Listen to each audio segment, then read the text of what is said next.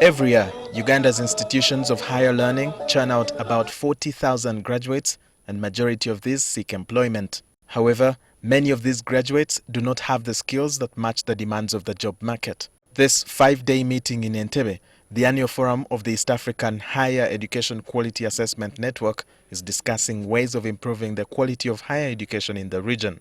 The stakeholders here are sharing experiences on improving competence-based learning. Competence-based training means you work with the industry to know the skills they expect from your graduate.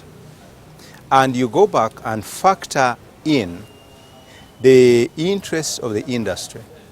Factor those interests into your curriculum as a university. We know universities have academic freedom, but we are now coming round to say that freedom cannot exclude skills. Executive Director of Uganda's National Council for Higher Education, Dr. Pamela Tibihikirra Kalyegira, says they now have new regulations on delivering programs in higher institutions of learning. But certainly this comes along with some much needed training and sharing of best practices. If you bring your program for accreditation, we look at it, but we accredit it with the terms and conditions to do with the numbers. That, okay, we are accrediting your mass communication department, your mass communication program, but you must admit only 50 students, 100 students, or 30.